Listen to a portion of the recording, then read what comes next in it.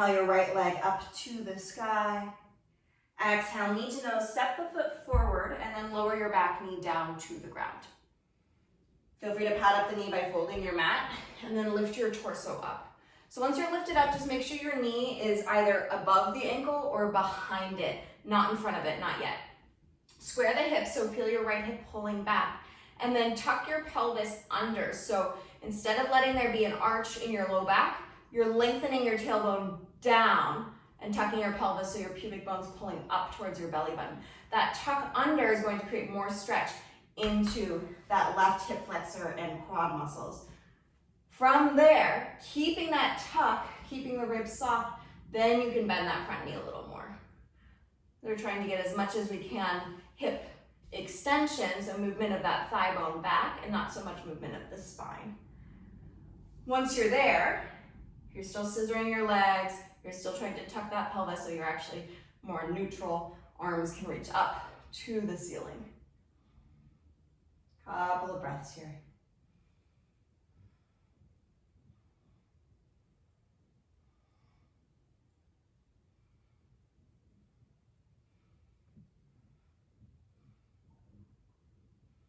Great, releasing those hands, straighten out the front leg, and then flex that right foot.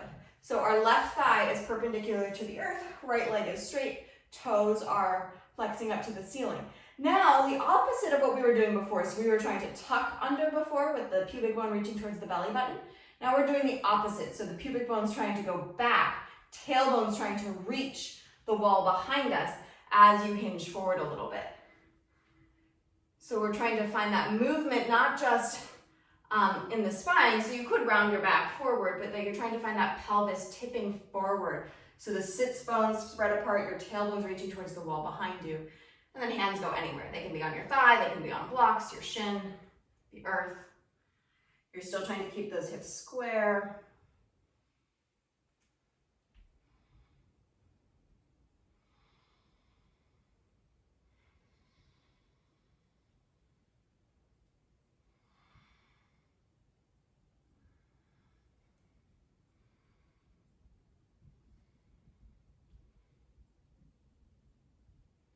Great, and then go ahead and bend that right knee, plant those hands, step yourself back, plank pose. Feel free to go straight up to down dog, or if you'd like, flowing through a vinyasa. As you exhale, bending those elbows back, lowering down. Inhale your back bend, cobra or up dog, whatever feels good here. And then exhale, downward facing dog.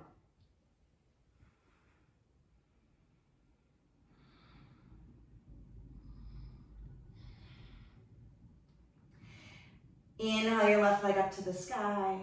Exhale, knee to nose, step the foot forward, lower your back knee down. Lift your torso up. Check yourself out.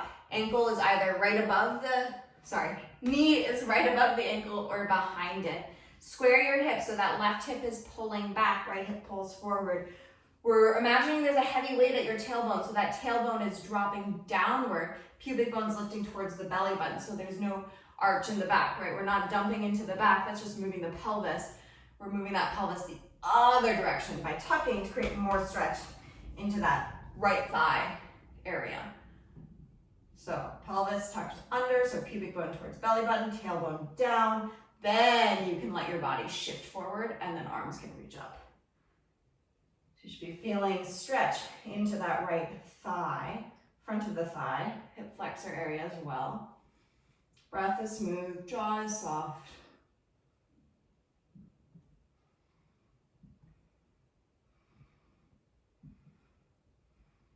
You might find if you let your pelvis go, so if you let go of that tuck, you lose the stretch.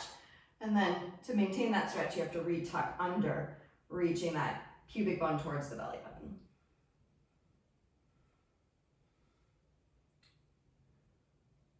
All right, go ahead and release those hands down. We'll straighten out that left leg, flex that left foot, and then we'll tip the pelvis forward, so the opposite of what we've just been doing. So that tailbone, sits bones are reaching towards the wall behind you. Left leg is straight, foot is flexed, hands go wherever you want. So they can be on your thigh, on the ground, on blocks. You're trying to make this stretch about the leg and not so much the spine. So you want to find that pelvis position first before you round that back. So you're letting The sits bone spread, tailbone reach towards the wall behind you. Breath is smooth.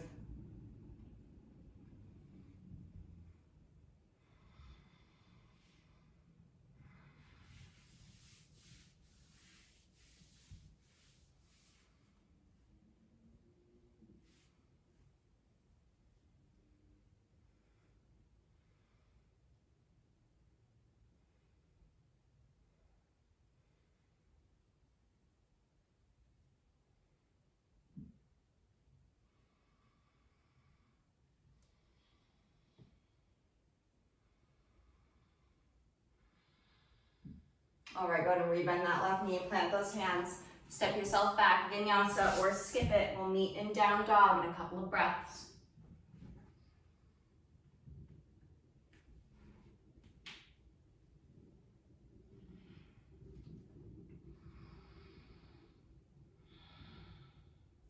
From down dog, shift forward to a plank once again. Bend those elbows back, lower all the way down onto your belly. Use your arms as a pillow for your head. So you can stack those hands or forearms, let your head rest down onto the arms. And we're going back to that tuck of the pelvis that we were doing in the lunge. So you're going to push your pubic bone down into the ground. Keep that pubic bone grounded as you try and float your right leg up. So you're floating the right leg by using those hamstrings and glutes and not your back. And then lower it back down. Shoulders relax, so the upper body does not need to work. Left leg lifts. It's that thigh moving in the hip socket, not the pelvis moving. And back down. So keep alternating here, lifting the leg. It's going to be pretty small if you're actually doing pure hip movement. You should feel those glutes and hamstrings working. Keep that pubic bone grounded as best you can so the spine shape shouldn't change. So if you put your hand on your low back, you might feel some muscles engaging a little bit, but you shouldn't feel like the shape of your spine changes at all. So that stays exactly the same the whole time. Keep your ribs soft, so there's no need to puff out the chest as you do this. Pubic bone stays grounded, legs stay straight. So the other thing I often see is a bending of the knees to make it feel like you're lifting the leg, but really then you're just bending the knees. Couple more.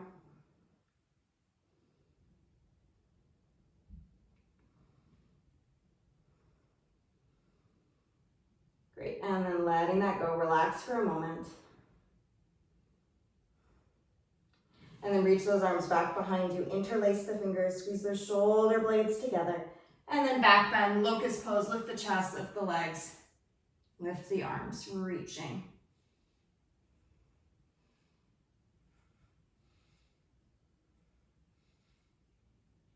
And release, let that go.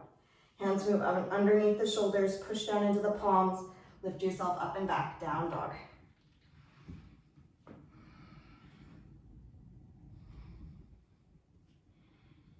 From down dog, bend the knees, look between the hands, step, hop, or walk to the front of the mat, forward fold. Inhale, lengthen your spine halfway up, flat back. Exhale, fold. Inhale, rise to stand, arms sweep up, reach tall, find your full height here.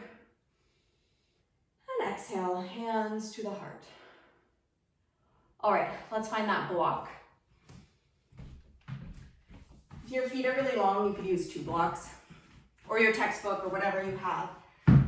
Let's start, I'm gonna start on my hard leg. Let's start on I'll mirror you. Let's start on our left foot. So once you stand on the block with your left foot, make sure your heel is on the block. So if your foot is too long, toes can be off the block, but just make sure your heel is on the block. We're gonna pay attention to this left hip and what's happening. So once you're on the block, float your free leg so that it is at the same height as your standing leg. Knees are tracking straight forward, so watch that those knees don't knock in. So knees track straight forward, feet are parallel-ish if possible. If you need to, grab a wall, grab a chair. We're gonna do some hip shifting here, some hip movement. So that standing hip is going to go out to the side, so kind of sassy teenager style. That left hip is going to the left. And then you're going to push down into that left foot to pull that left hip back in. So that free leg is moving, but that's incidental to the standing leg. So the hip goes out to the side, and then it pulls in. Out to the side, and pulling in. So keep going here. You're finding that motion, watching that knee, that standing knee is going straight forward or as straightforward as you can. And that it's that standing hip doing that work. You could do this without a block. It just tends to feel harder to find that movement. See if you can put more weight back into the heels, which tends to get much trickier. And then next time you're lifted, so out of the sassy teenager hip, pause, make sure there's weight back into the heel, and then let your free leg swing a little bit.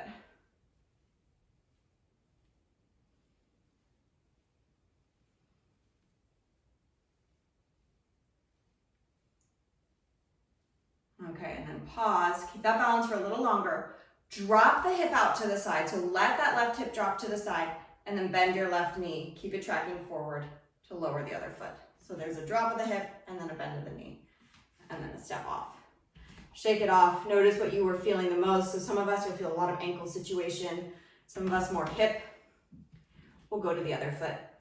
So standing on the block with the other foot. Again, heel is on. So just make sure the heel is on, toes can be off, because I want you to try and work on shifting that weight back. Float your free leg so it's at the same height as your working leg. Relax the shoulders and jaw. Hip goes out to the side. So a little sassy teenager jutting of the hip, and then pulling it in. So hip goes out and in. So same thing as on the first side, watching that left knee, or sorry, that right knee or standing knee is tracking straight forward.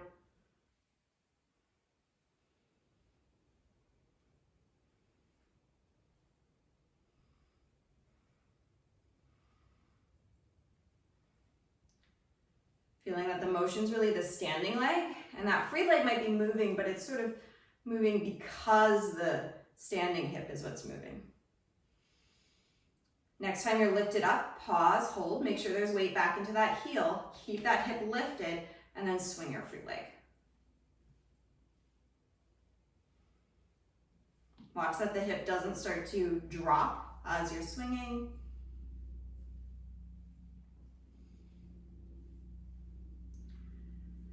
And then let that leg relax. Drop the hip, so let that hip jut out to the side, and then bend the knee, make sure that knee tracks straight forward to step the foot down. And then come off.